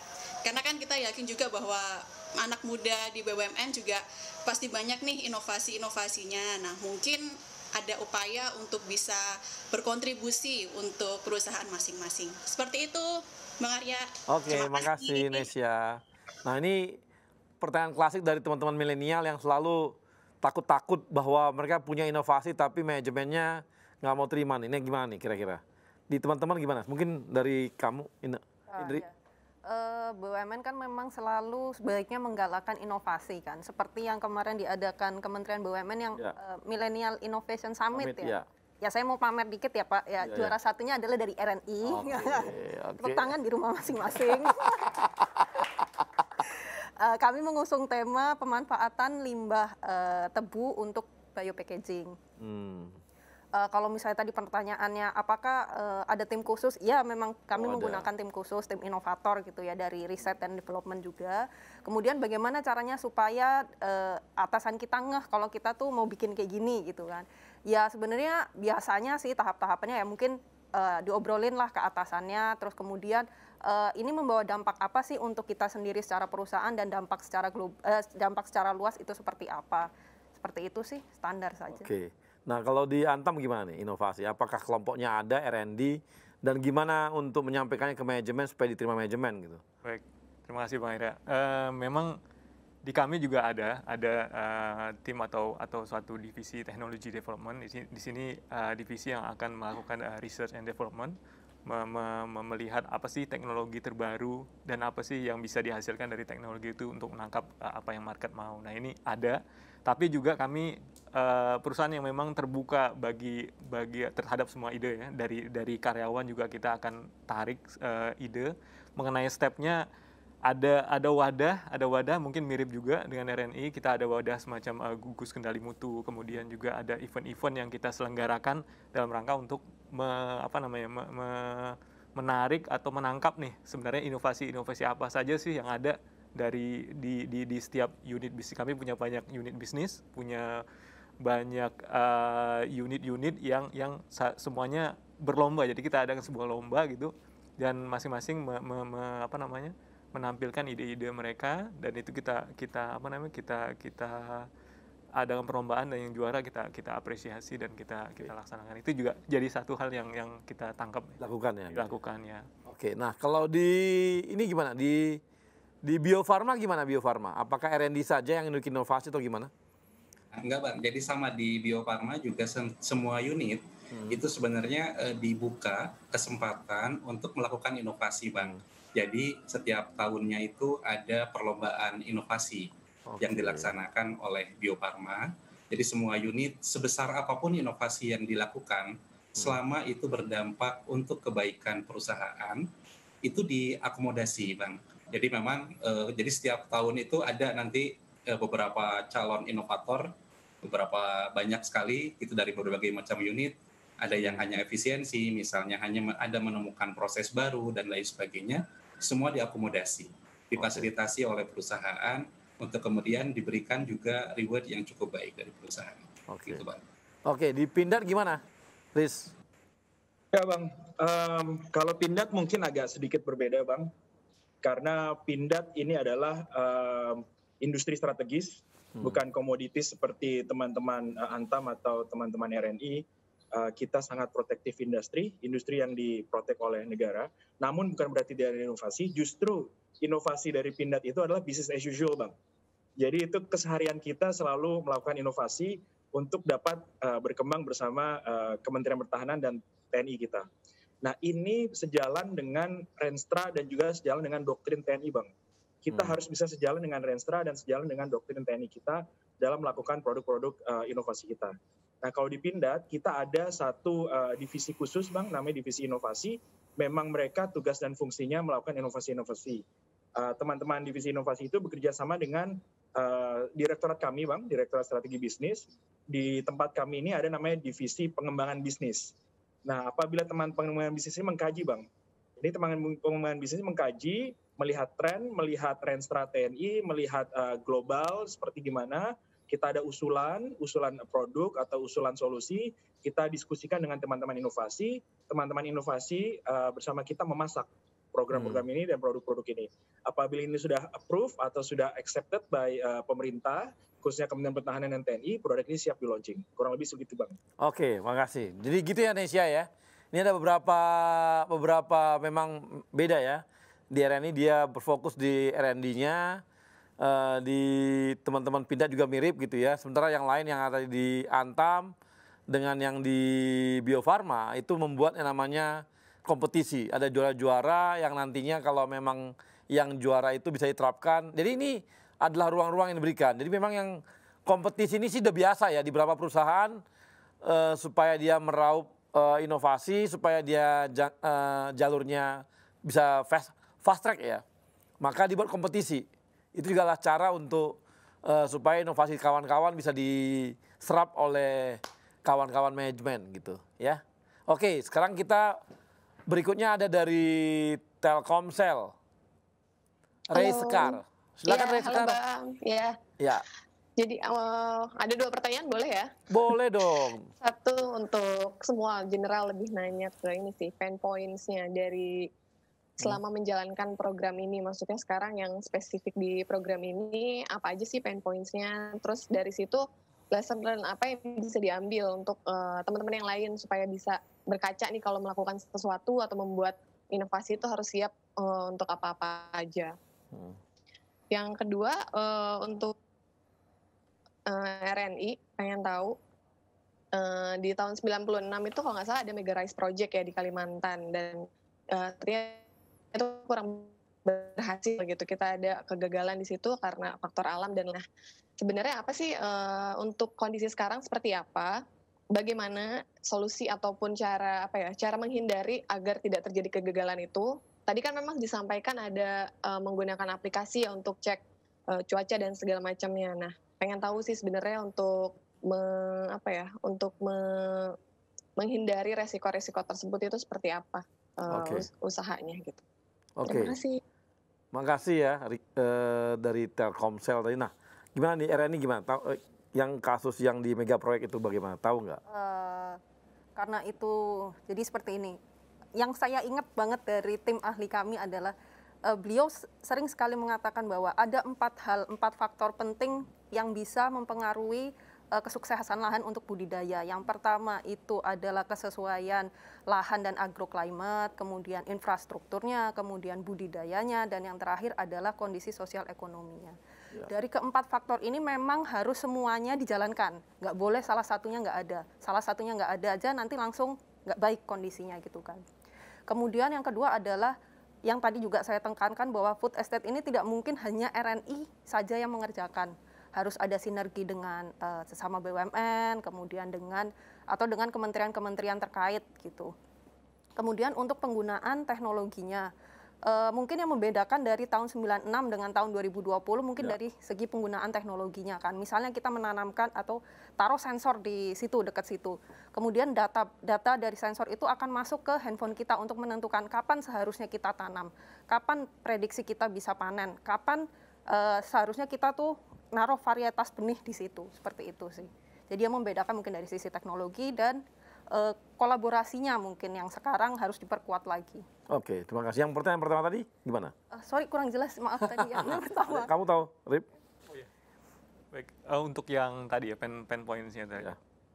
Memang kalau di kami kan memang kita kalau mengembangkan produk terutama kayak nikel dengan bauksit itu kita butuh capital expenditure yang besar, Mbak.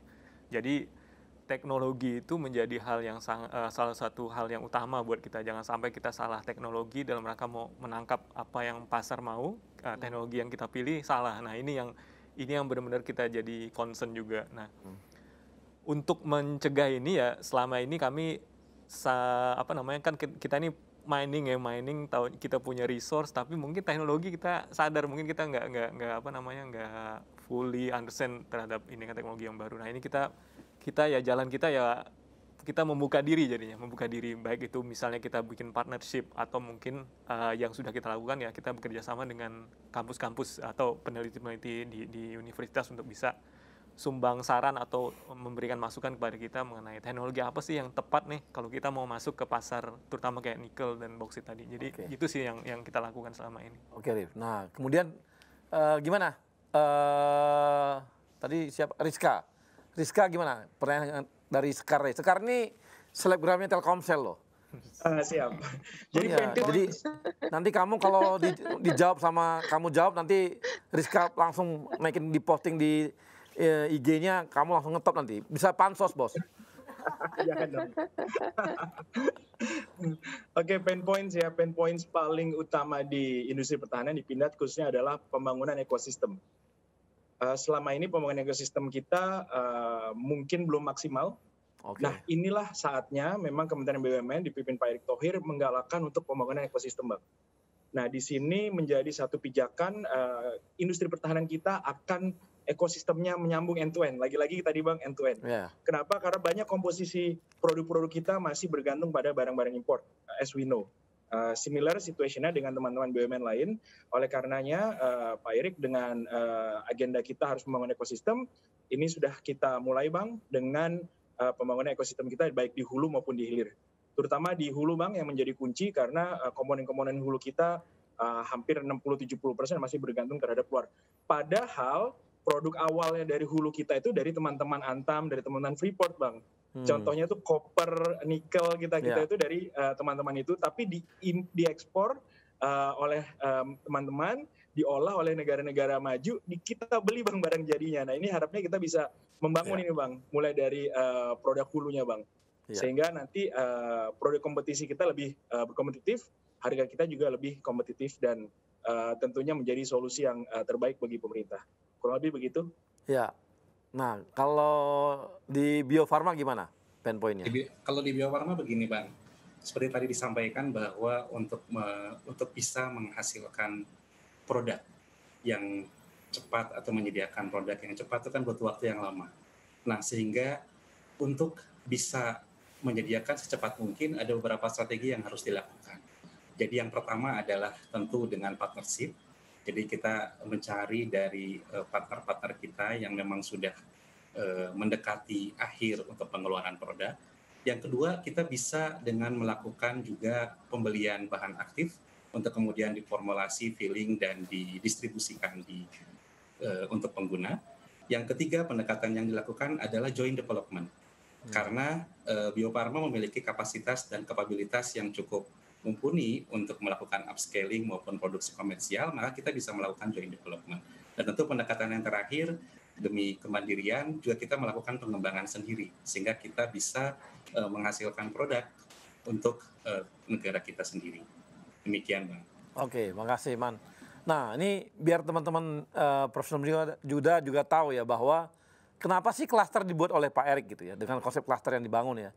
Salah satunya adalah seperti itu. Bagaimana kita end-to-end dalam bisnis. Sehingga ada keterkaitan dan komunikasi yang baik dan tahu produk masing-masing dari BUMN. Selama ini kan kita ngomongin sinergi, tapi kan bergeraknya sendiri-sendiri. Dengan sistem klaster, itu otomatis kita akan saling ada keterkaitan. Produk yang satu dimanfaatkan oleh produk yang satu lagi, kemudian dimanfaatkan lagi, kemudian sampainya ke hulu. Sehingga dari klaster tadi itu akhirnya kebaca juga nih, mana yang selama ini kita impor. Mana yang kita selama ini impor, akhirnya ketahuan. Oh ini kita impor, ternyata kita punya produk ini. Hanya tinggal mungkin ada yang perlu ditambahkan added value-nya. Sehingga dicarilah solusi mana perusahaan BUMN yang masuk di situ, yang bisa menambahkan added value itu. Sehingga produk ini menjadi bahan baku juga untuk bisnis lainnya, bisnis berikutnya gitu. Dan sampai ke hulu, ke hilir. Inilah cara kita, caranya Pak Erik untuk jangan lagi kita raba-raba nih. Selama ini kita raba, wah ini misalnya si A memproduksi bahan baku B gitu ya misalnya. Kemudian berikutnya bilang ini, yang perusahaan yang berikutnya bilang apa? Wah kami belum bisa pakai yang ini sehingga kami nggak pakai, sehingga kami impor dulu gitu. Nah kalau ini enggak, ini akan membuat, oh ini harus ada added value di sini supaya bisa dipakai untuk teman-teman di sini. Akibatnya akan dicarikan BUMN untuk mengerjakannya, sehingga kita akan makin mengurangi impor-impor bahan baku. Ini memang cara kita, caranya Pak Erik untuk menurunkan impor dan kebutuhan kita akan bahan baku dari asing. Padahal barangnya seperti tadi, koper dan sebagainya itu milik Indonesia, diekspor dulu keluar, di luar dipakai, dimanfaatkan, akhirnya dibikin added value baru, dikirim lagi ke Indonesia, dipakai oleh industri Indonesia yang lain untuk jadi bahan bakunya lagi. Padahal kalau dibuat di Indonesia, itu akan buat kita nggak perlu impor-impor. Nah ini yang menjadi tantangan bagi setiap klaster untuk mencari solusi ini gitu. Nah demikian mungkin yang tadi dari pertanyaan tadi paling tidak bisa menjawab bagaimana masing-masing industri kita gitu. Mudah-mudahan makin berkembang saja. Dan ya social project sekarang kita umumkan juga ya social project. Saya mau beritahu juga buat teman-teman semua, kita akan membuat social project di masing-masing. Jadi teman-teman profesional itu bisa mengajukan social project kepada kita, teman-teman IMC. Teman-teman IMC akan mengolah nanti mana yang nanti akan jadi dilihat bahwa ini layak dan bisa diberdayakan. Maka teman-teman dari IMC akan membantu pengadaan dananya sehingga proyek tersebut bisa dilaksanakan. Ada videonya? Oke, silakan. Hai Sobat BUMN, hari ini Laura, Nanda, Via, kita bakal ke social project yang kali ini. Nah kali ini kita mau kemana nih Kak Nanda? Kita bakal ke 6 panti asuhan di sekitaran Jakarta aja. Yes. Nah di dalam kita udah ada nih masker-masker yang kita bakal bagiin ke 6 panti asuhan yang disebut Kak Nanda tadi. Ayo kita siap-siap bareng, kita pakai semuanya. Let's go!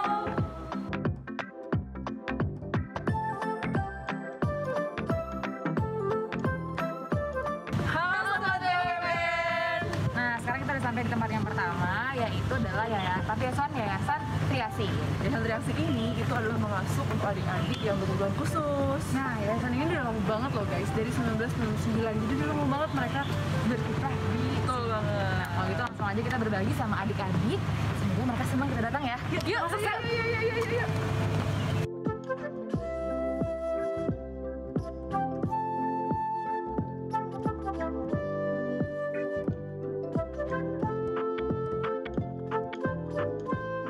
Terima kasih dari UMC, BUMN, Indonesia, Muda Club.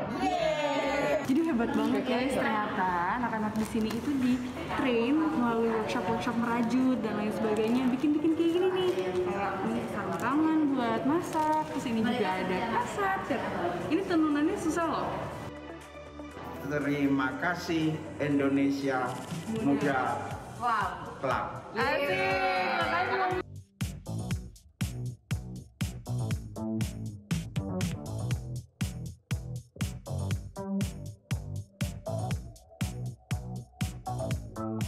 Hai Sobat Muda BUMN. Nah, sekarang kita udah sampai di tempat yang kedua, yaitu Panti Asuhan Muslimi. Yes, kita mau masuk, cuma kita nggak boleh ketemu adik-adiknya. Ya, untuk protokol kesehatan. Cuman kita seneng sih mereka memperlakukan protokol kesehatan ini dengan sangat serius. Jadi kita hormati itu. Jadi sekarang kita mau ketemu perwakilannya aja. Yuk.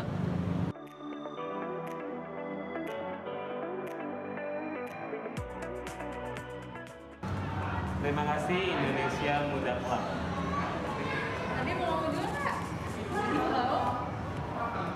Dadah.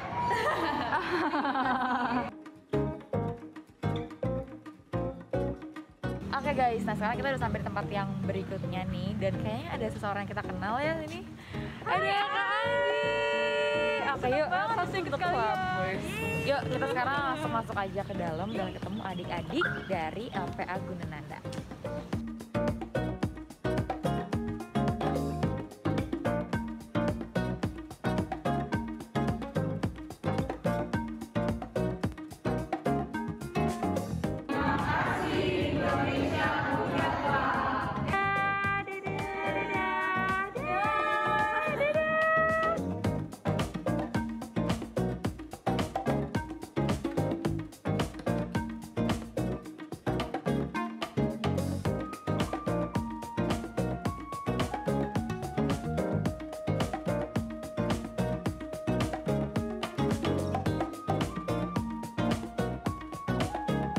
Terima kasih Indonesia Muda Club.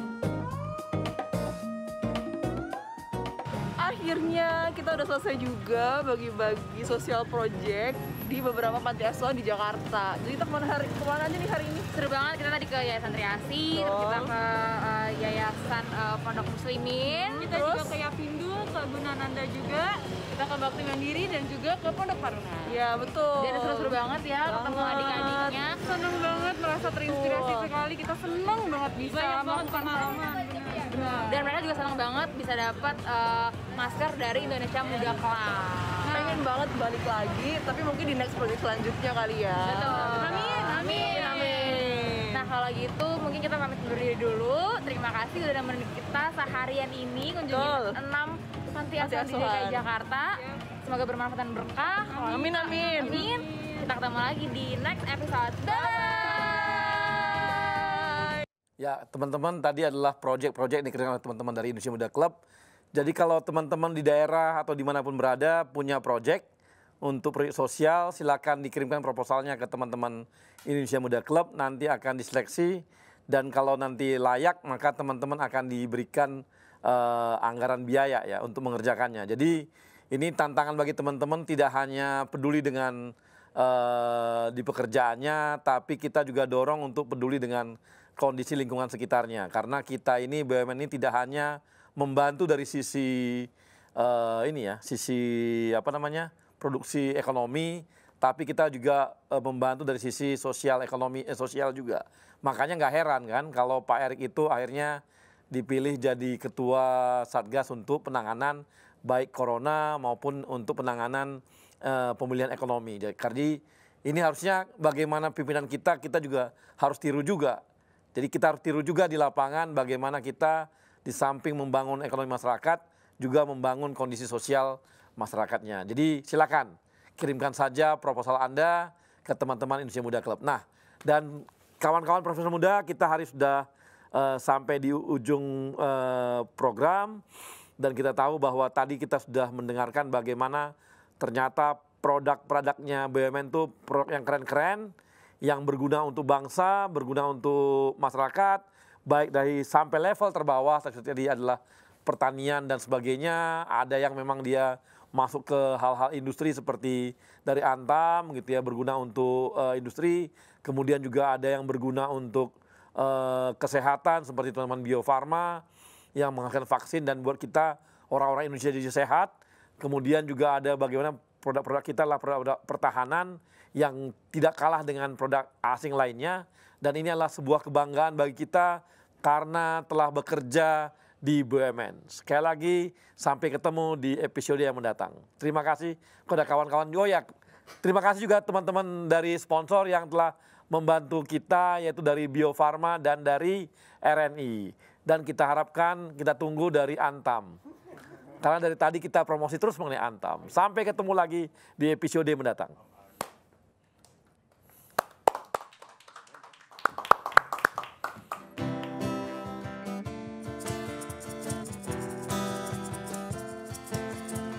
Biar saja ku tak seindah matahari, tapi selalu ku coba tuh menghangatkanmu. Biar saja ku tak setegar batu karang, tapi selalu ku coba tuh melindungimu.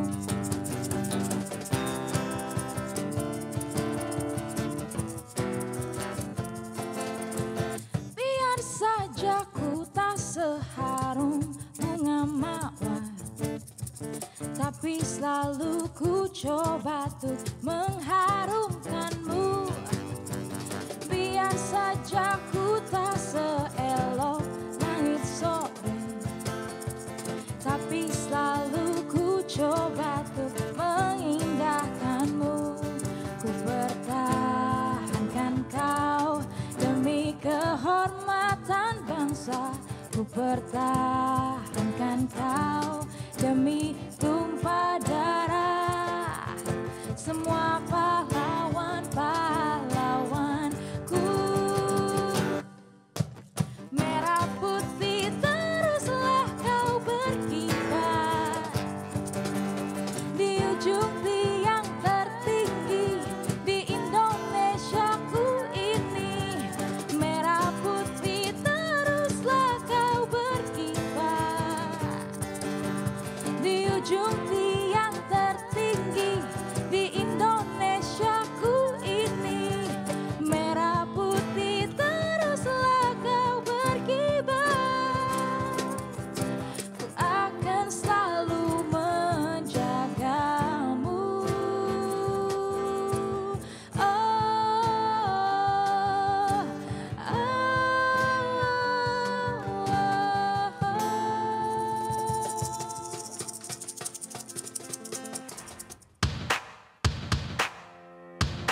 Untuk nusa dan bangsa, untuk tanah air kita, kami lahir dan hadir, besar dan kuat bersama. Memakmurkan negeri, kibarkan merah putih, membawa sejahtera, Indonesia jaya. Satu gerak, satu langkah,